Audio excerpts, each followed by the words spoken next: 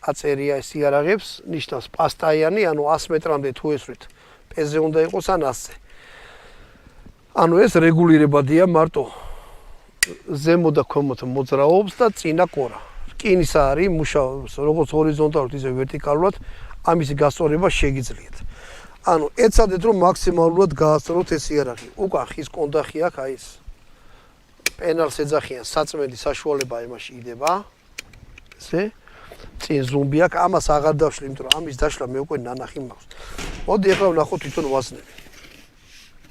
ჩაახიდე.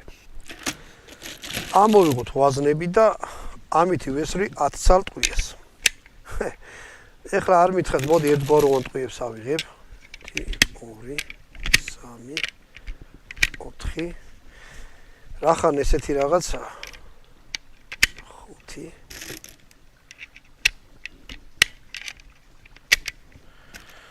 6 7 8 9 და 10